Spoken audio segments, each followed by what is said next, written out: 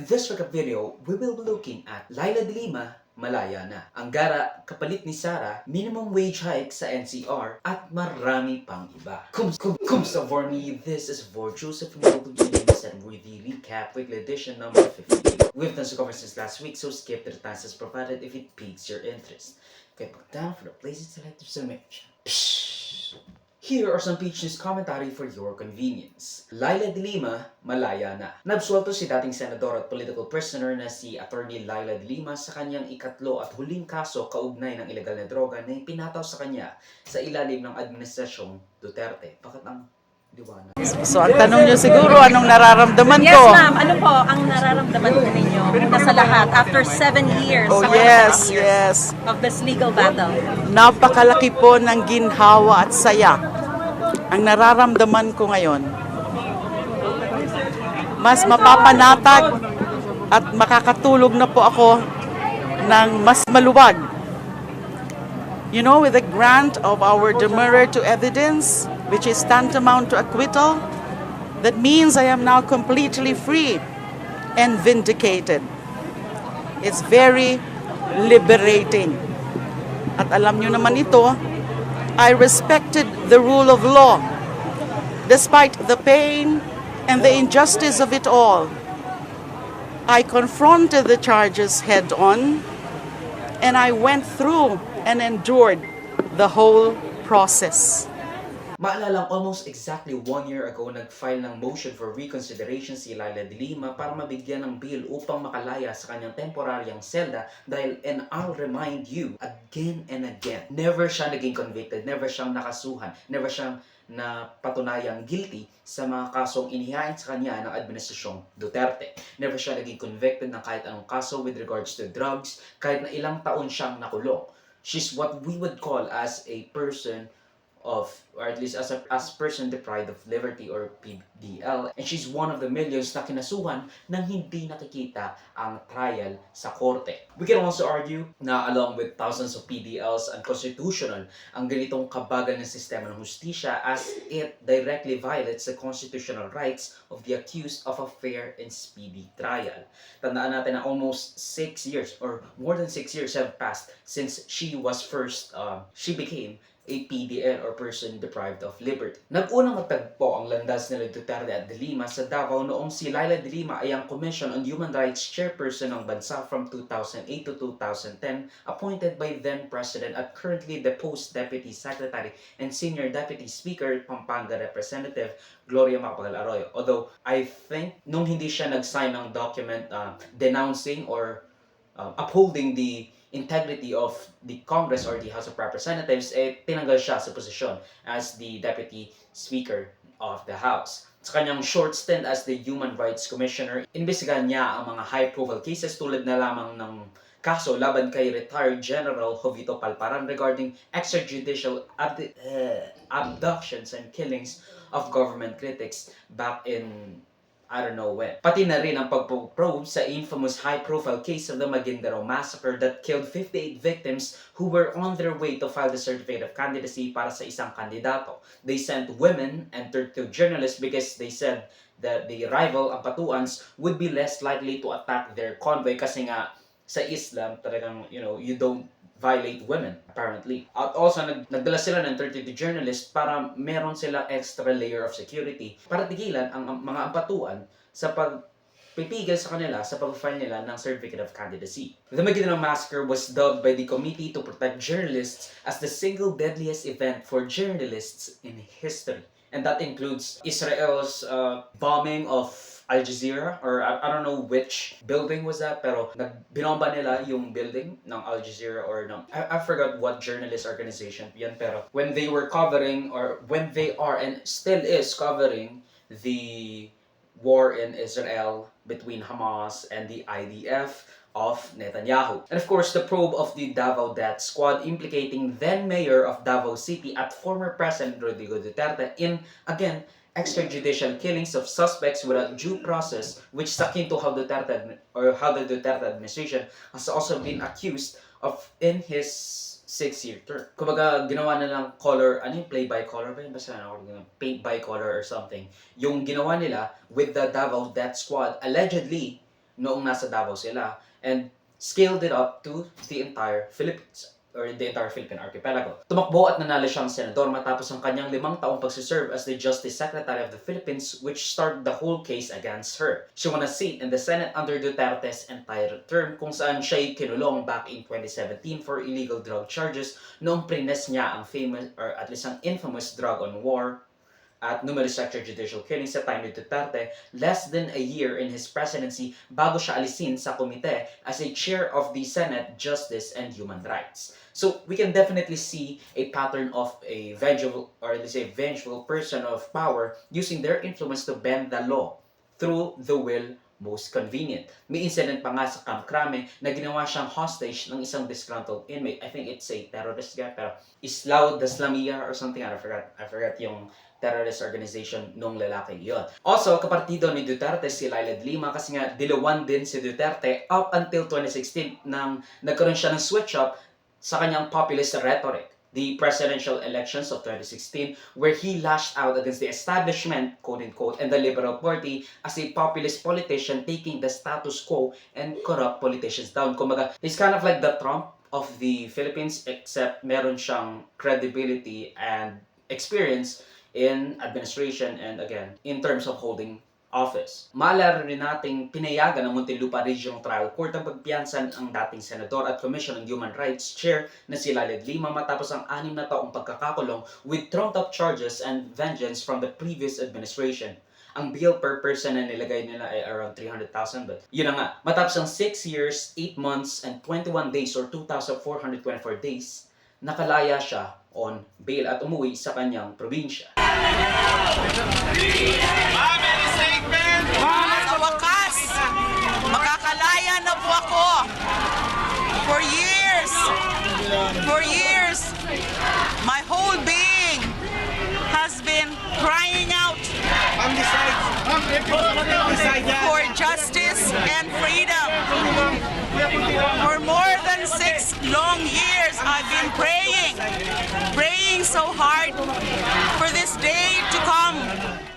Kanyang hinarap ang ikatlo at huling kasong isinampa sa kanya ng Administrasyong Duterte under Duterte's administration patungkol sa kanyang umano'y koneksyon sa illegal na droga sa Bilibid. Na-dismiss na ang kanyang mga kaso even while nagahari pa ang former President Rodrigo Duterte dahil sa obvious lack of evidences at alleged collusion of government agencies. Kaya talagang sinasabi niya that she will go after those that have wronged her. Maalala natin last time, yung gumawa ng affidavit regarding her alleged connection to the drug kingpin sa Bilibid was recanted. Kumbaga, binawi. And the whistleblower admitted na pinressure siya para i-implicate si De Lima sa kaso or at least sa sinasabing faux trumped-up charges na ikinaharap ni De Lima. Meron pang tili walang hangga or at least walang hangga ng revolving door ng mga judges na nagpe-preside sa kaso ni De Lima for his 3 drug charges. Ang humawak sa ikatlo at huling kaso ni De Lima ay kapatid nung gumawa nung recanted at falsified affidavit na nag-i-implicate ng connection ni De Lima sa droga. So, as we can see, malalang conflict of interest ang nangyari, which was resolved by putting the judge who dismissed De Lima of his 2 previous charges sa huling kaso laban sa kanya,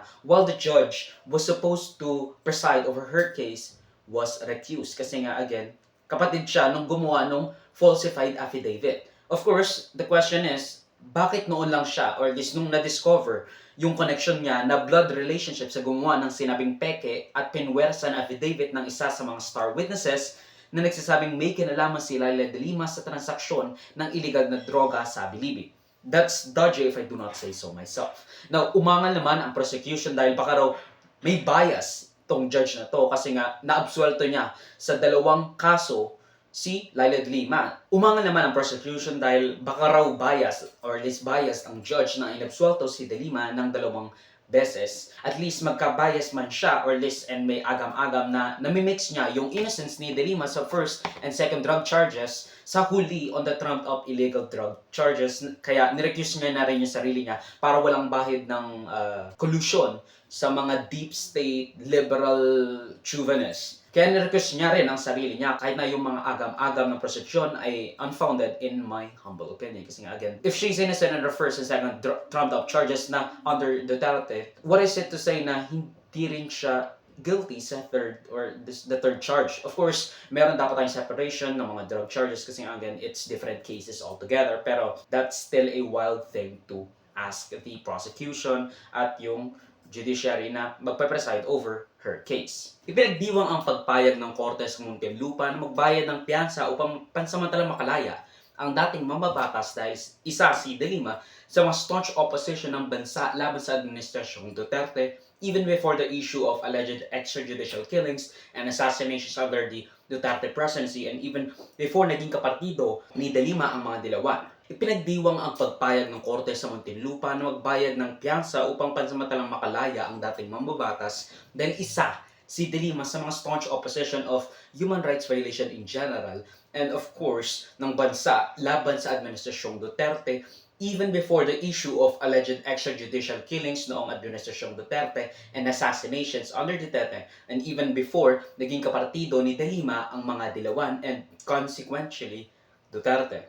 Ang pagkapanalo ni Leila De Lima sa kanyang mga trumped-up charges is a good sign of political opponents at ang kanilang imprisonment as the administration lashed out against their opposition to be, at the very least, weakening. Because BBM has less personal beef with the establishment than Duterte's regime kasi nga doon niya binild yung kanyang audience, doon niya binild yung kanyang plataforma as anti-establishment at draining of the swamp katulad ng ginawa ni Trump noong 2016 elections against Hillary Clinton na of course asawa ni dating presidente Bill Clinton back in 1992 to 2000. But I won't deny na I was pretty surprised and relieved that there hasn't been any attempts at her life by independent actors or disgruntled supporters of ideologies or leaders katulad na lang ni, again, Duterte. Kanya namang hinahamon si Duterte na ngayong nakalaya na si Leila De Lima, kanya namang hinahamon si Duterte na humarap sa taong bayan at International Criminal Court patungkol sa mga alleged human rights violations sa kanyang administrasyon. She has also said na tutulungan niya yung ICC para ma-prosecute at madala sa kulungan si Duterte. Here are some more page news for your convenience. Angara, DepEd Sec na. Inappoint ni President Ferdinand Bongbong Marcos Jr. si Senator Sonny Angara as the DepEd Secretary starting July 19 kung kailan magte-take into effect ang resignation ni VP Sara sa posisyon niya bilang kalihim ng edukasyon moving forward. Matandaan natin noon pa lang after mag-resign si VP Sara sa kanyang posisyon, nahihirapan daw siyang pumili or nahihirapan daw si BBM na pumili ng nararapat na kapalit ngunit maraming nag-uugong-ugong at nagpo-push na gawin siyang Deputy Secretary. By siya, I meant Sonny Angara. Tulad nila Senator Sherwin Gatchalian, Senate President Cheese Escudero, DSW Secretary Rex Gatchalian at Coco Pea. Can we get your reaction po dun sa appointment ni Senator Sonny Angara as Department of Education Secretary? Well, unang-una, parang it's such a proud moment, I guess, for me and yung grupo namin na Solid 7, na yung isang kasama namin na-appoint sa isang ahensya na napaka-importante na department. Dahil alam naman natin na yung, di ba, education is the great equalizer and napakalaki ng problema ng edukasyon ngayon. And Sen Sonny Angara, for me, is the best person. Talagang naging bahagi siya ng EDCOM na alam natin ngayon tinatalakay yung problema at solusyon dun sa problema natin sa education. So, walang magiging learning curve si Senator Sonny Angara as a DepEd Secretary. Sir, Senator Sonny is open now to becoming the next DepEd Sec. Anong comment nyo doon, sir? Well, that's good because I was one of the first, if not the first, to actually recommended him to become DepEd Secretary, given his competence, given his track record, given his experience in the education field and sector. But at the end of the day, desisyon at pasya ng Pangulo yan dahil yan ay position of confidence. Kabinete yan at dapat that person will enjoy the confidence and trust of the President. Wala pa pong alok na maging kalihim po tayo ng edukasyon. Siguro kailangan ni Pangulong Bongbong ng oras tulad ng sinabi niya para makapagpili siya ng nababagay at napupusuan niya para sa posisyon. Open naman ho tayo kung sakaling pinagkatiwalaan. Meron pa akong 4 years in my term at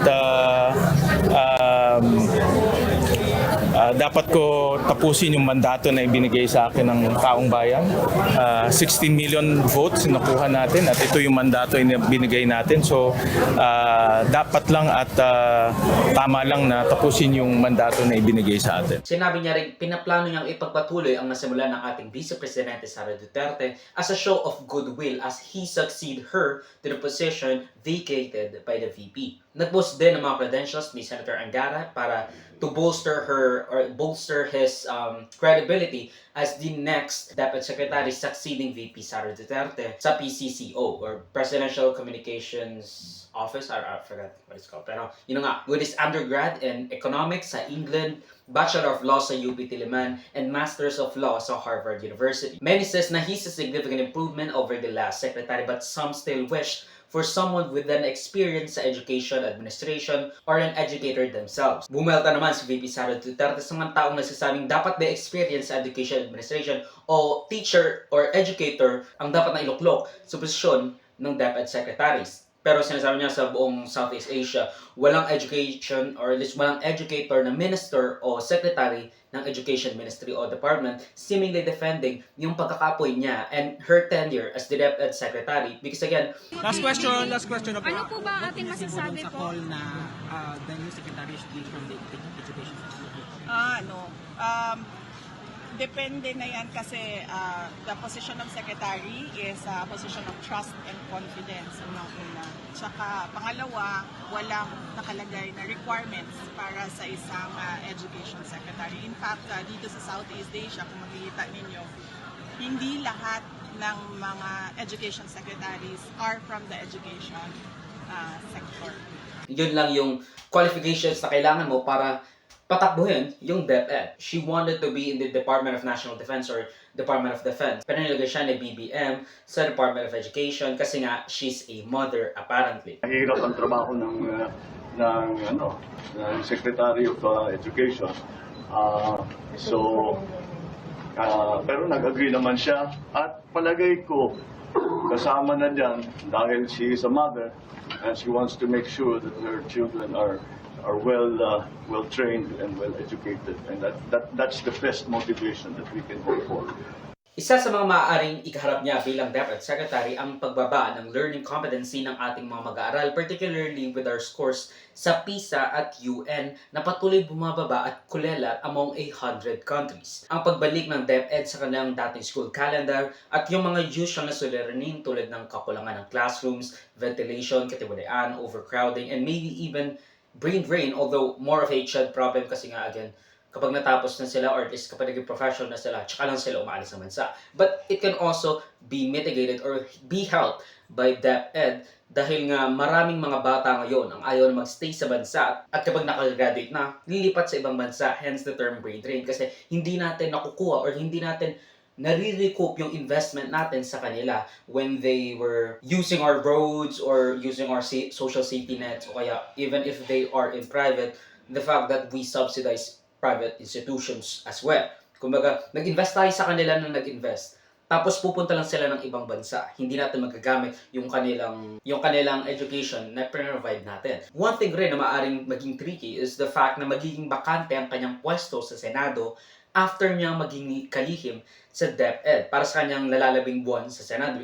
Pero sinabi naman ng COMELEC, mananatiling bakante ang kanyang posisyon sa Senado unless tumawag ng special election para i-populate yung kanyang vacancy. Minimum wage hike sa NCR. Inaprobahan na ng Regional Tripartite Wages and Productivity Board ng NCR ang Wage Order Number NCR-25 upang itaas ng 35 pesos ang minimum wage ng ating mga manggagawa effective nitong July 17. Simula July 17, itataas na from 610 pesos to 645 pesos sa mga non-agriculture sector with more than 15 workers sa establishments sa mga retail o service establishments and more than 10 regularly employed workers sa manufacturing, samantalang tataas from 573 pesos to 608 pesos ang magiging minimum wage para sa agriculture sectors, service or retail establishments with at most 15 workers and manufacturing establishments regularly employing at most 10 workers. Now, this is an okay if not an underwhelming na pagtaas ng ating minimum wage sa NCR, clocking in at around 5 to 6% bump from the last minimum wage hike